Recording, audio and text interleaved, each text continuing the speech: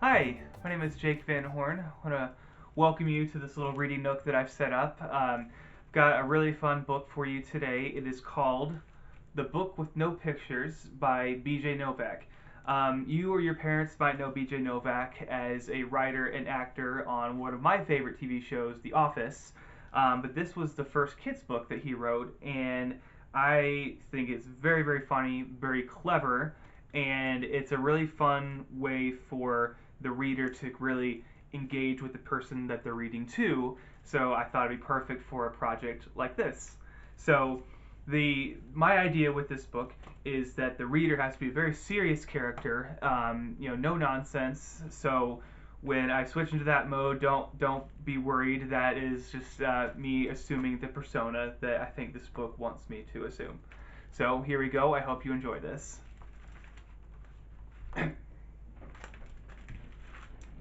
This is a book with no pictures.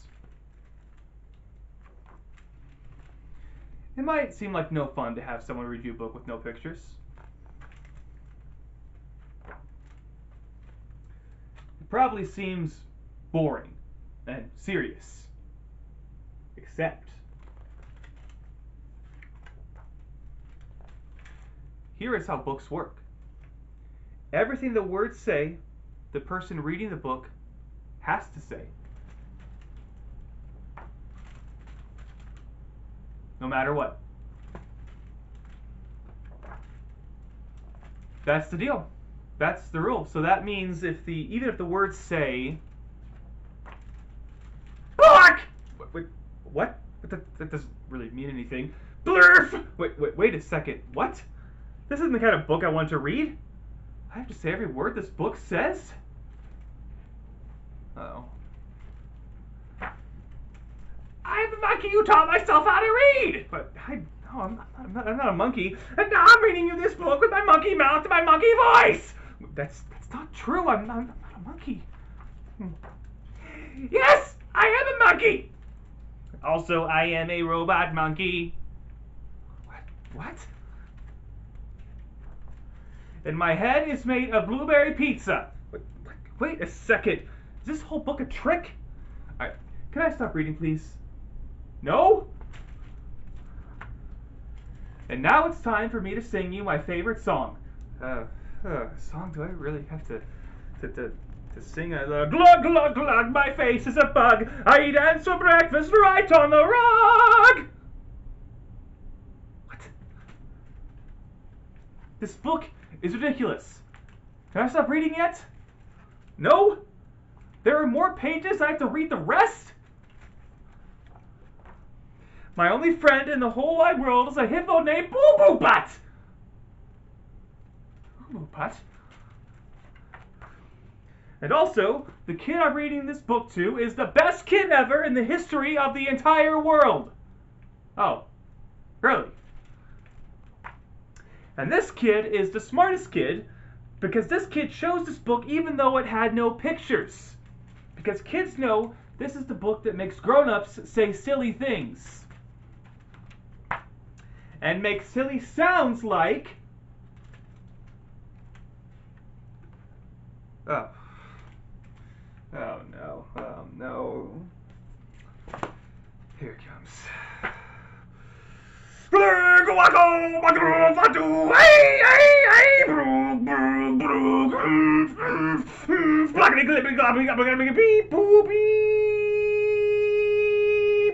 Face!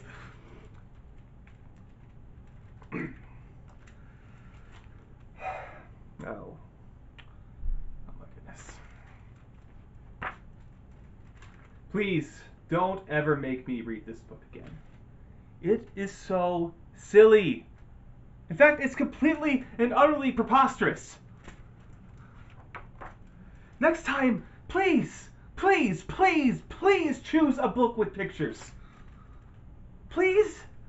because this book is too ridiculous to read.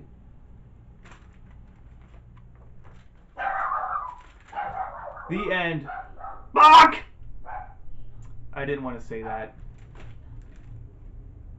Even the dog was freaking out. So, I'm just kidding. I hope you enjoyed that. I think this book is really, really funny. My 6-month-old obviously is way too young to understand kind of some of the humor in it, but he loves the funny sounds, so I love reading this to him. I enjoyed reading it to you. I hope you enjoyed it, and hope to see you again. Hi, my name's Katy, and today I'm going to be reading to you A Place for Pluto, written by Steph Wade.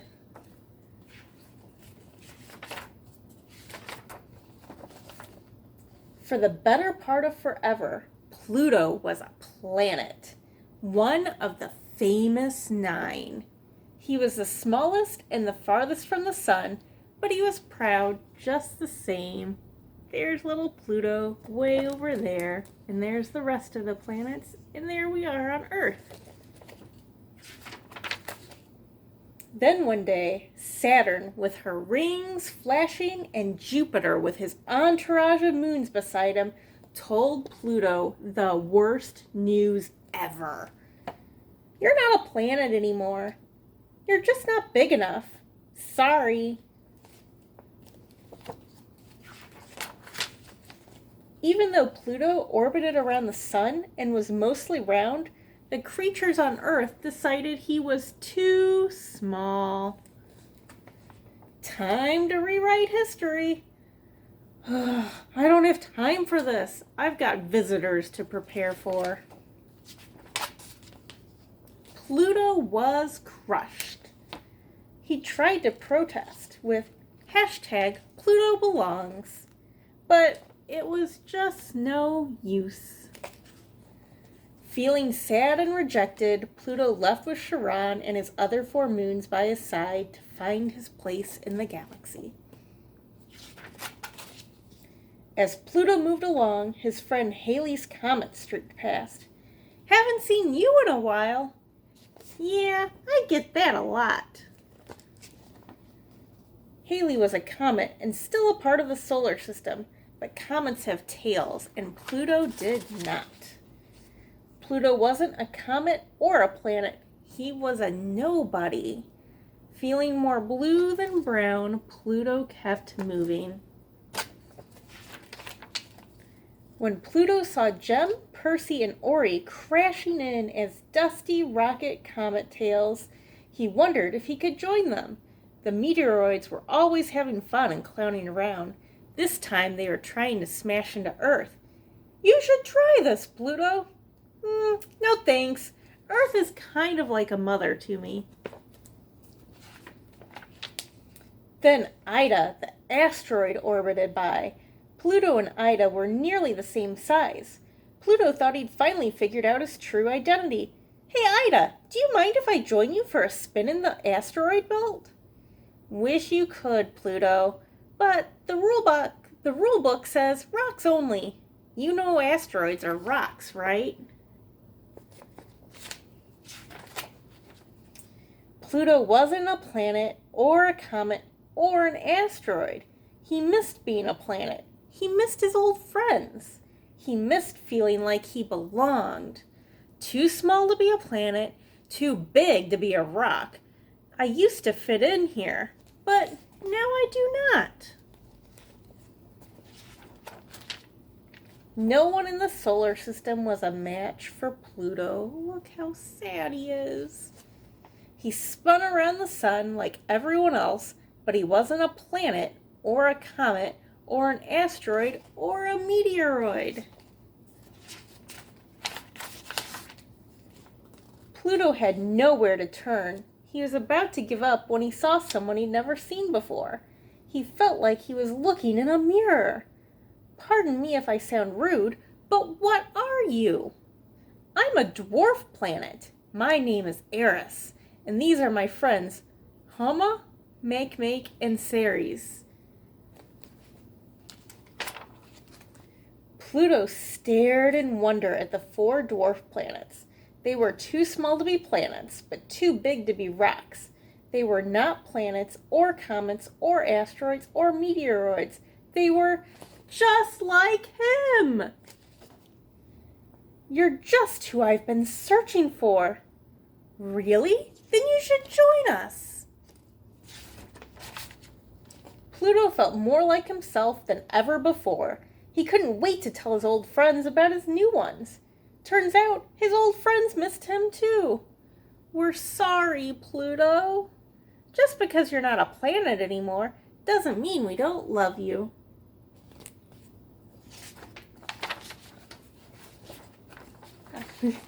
Pluto was over the moon. He was a part of the solar system with friends, both old and new. He smiled an intergalactic smile that was out of this Milky Way. Let's celebrate with chocolate. These feelings warm me to the core. I can feel the love. You all make me dizzy. Dwarf Planet has a nice ring to it.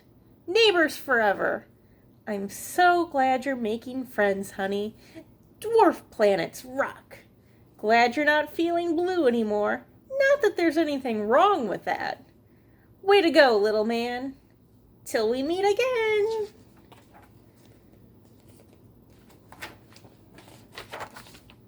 The end. Hope you enjoyed it. See you next time.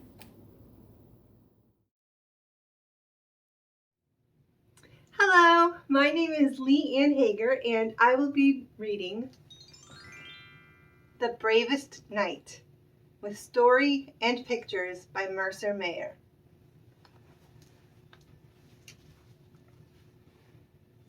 I wish I lived 1,000 years ago.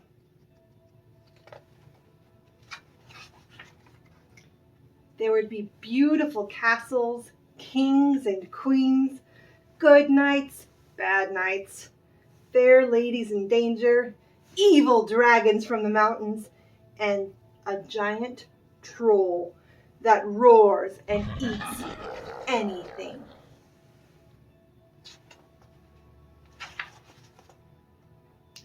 I would work for the bravest knight in the kingdom and be his squire. I would shine his armor, sharpen his sword, and take care of his horse. I would wear a hat with a fuzzy feather on it and carry a slingshot.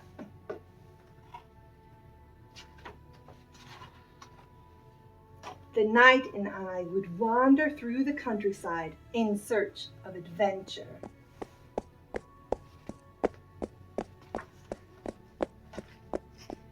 We would rescue fair ladies from bad knights. We would fight the evil dragon from the mountains. Sometimes I would rescue the knight.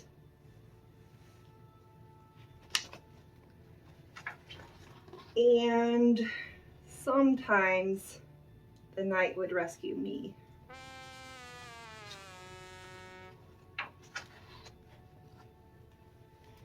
We would make the evil dragon and the bad knights pick flowers for the king and queen.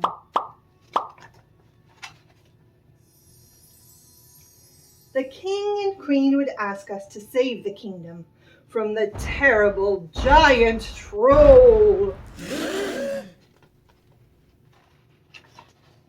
We would ride to the giant troll's castle and call him to come out and fight.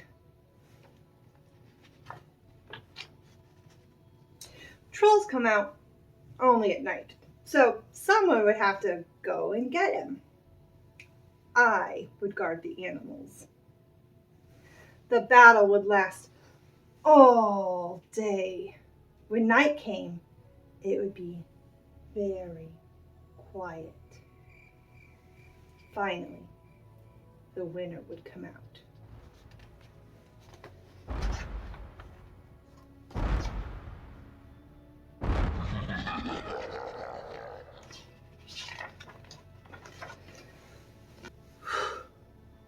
I'm glad I don't live 1,000 years ago.